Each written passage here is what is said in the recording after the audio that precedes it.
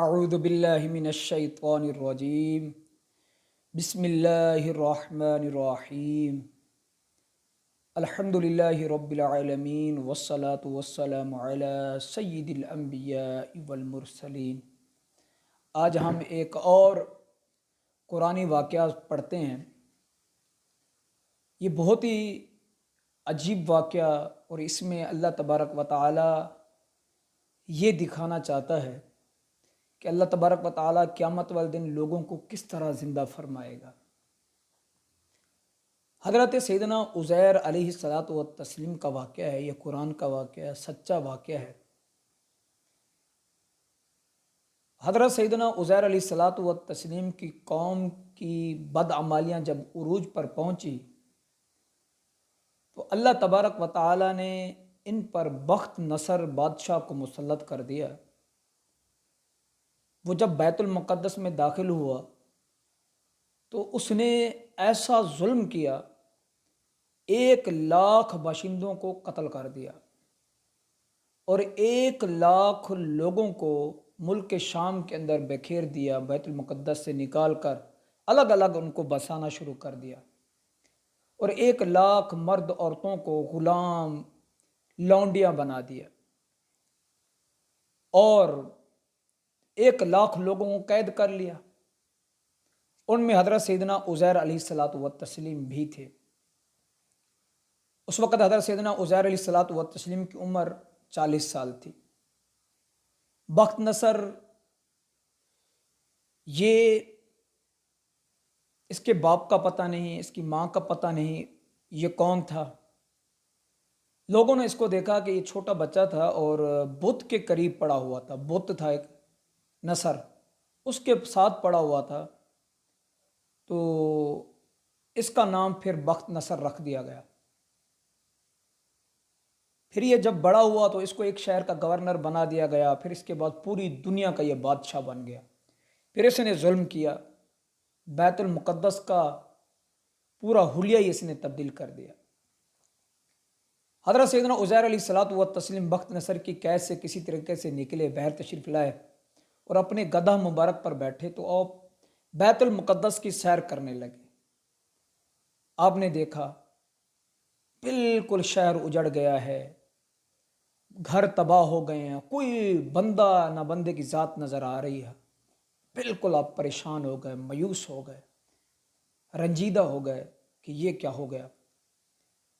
آپ نے اس وقت دیکھا درختوں پر بہت زیادہ پھل لگے ہوئے ہیں، تو آپ کی زبان سے بس بے ساختہ نکل پڑا، انا یحیی ہذہ اللہ بعد موتہا، کہ اللہ تبارک و تعالی اس کے بعد کیسے، اس ویرانے کے بعد کیسے لوگوں کو زندہ کرے گا، کیسے لوگ آئیں گے اور اس کو آباد کریں گے۔ حضرت سیدنا عزیر علیہ الصلاۃ والتسلیم نے کچھ انگور کھائے، توڑے، اس کے بعد کچھ اور پھل کھائے، انگوروں کا شیرہ نچوڑا، آپ نے پیا، کچھ پھل آپ نے توڑ لیے، اپنے پاس رکھ لیے، کچھ مشکیزے کے اندر آپ نے انگوروں کا شیرہ نچوڑ لیا۔ اب جا کر ایک درخت کے نیچے سو گئے۔ جیسے آپ سوئے تو اللہ تبارک و تعالی کے حکم سے آپ کی روح قبض ہو گئی، آپ مردہ ہو گئے، فوت ہو گئے۔ تو 100 برس تک آپ اس درخت کے نیچے سوئے رہے، نہ آپ کو کسی جانور نے دیکھا، نہ انسان نے دیکھا، نہ جن نے دیکھا، کسی چیز نے آپ کو نہیں دیکھا۔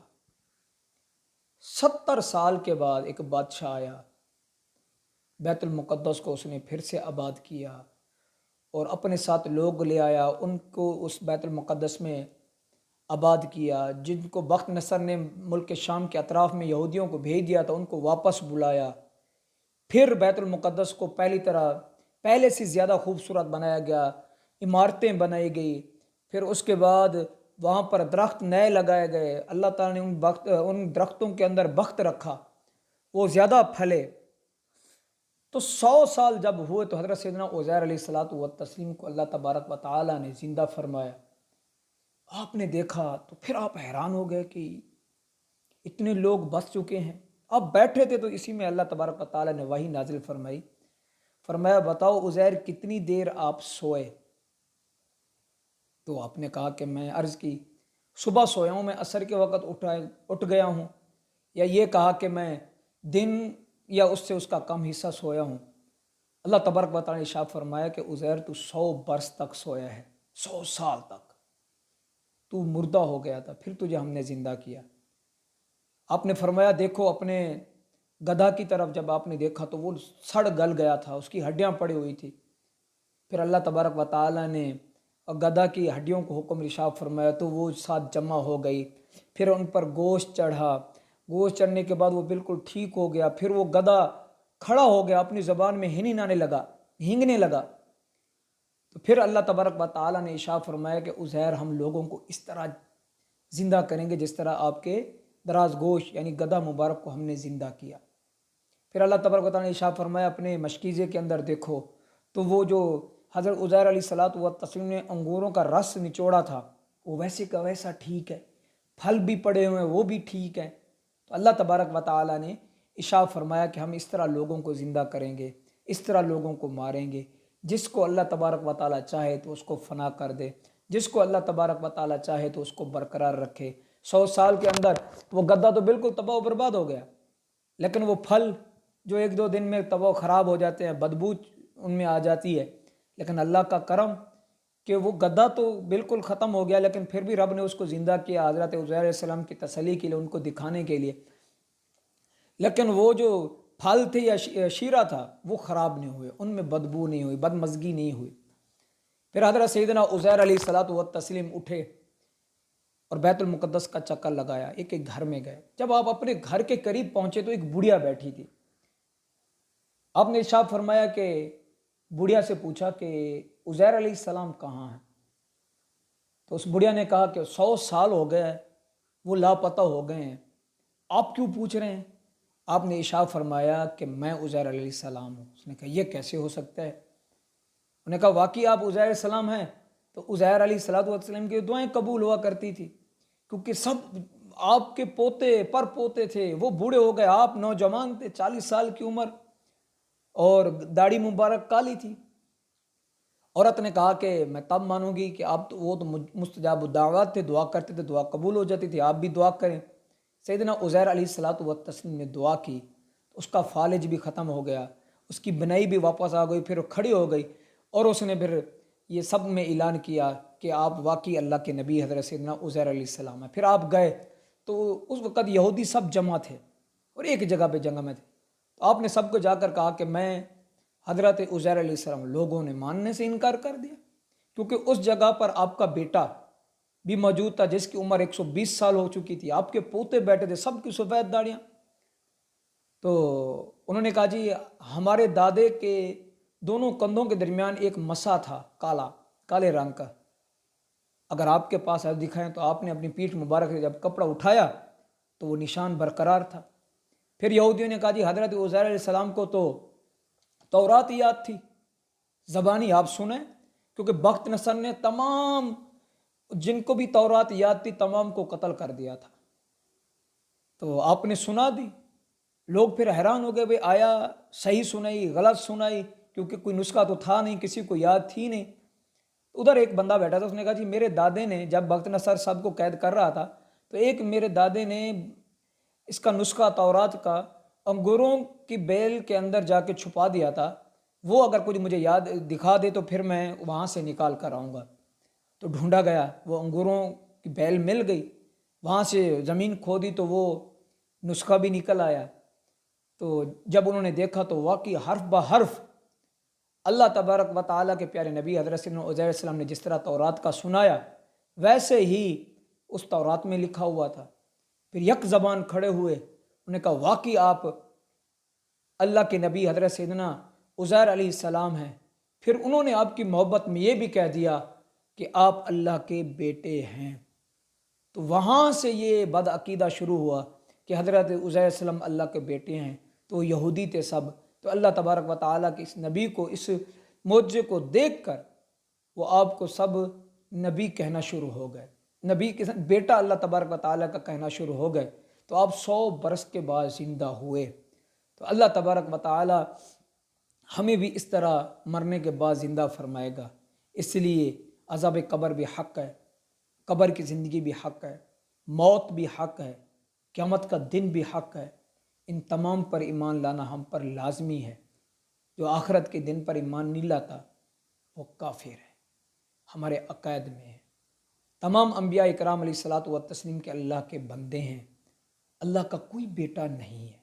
قل هو اللہ احد، اللہ ایک ہے، اللہ الصمد، لم یلد ولم یولد ولم یکن لہ کفوا احد۔ نہ وہ کسی سے جنا گیا ہے، نہ اس نے کسی کو جنا ہے، نہ اس کا کوئی کف ہے۔ تو اللہ تبارک و تعالیٰ کا کوئی بیٹا نہیں ہے۔ نہ حضرت عیسیٰ علیہ السلام کو عیسائی کہتے ہیں کہ اللہ کا بیٹا ہے، یہ بھی غلط ہے۔ اور یہودی حضرت عزیر علیہ السلام کو اللہ کا بیٹا کہتے ہیں، یہ بھی غلط ہے۔ یہ تمام اللہ کے نبی ہیں، رسول ہیں، اللہ کا بیٹا کوئی نہیں۔ اللہ وحدہ لا شریک ہے، اس کا کوئی شریک نہیں ہے۔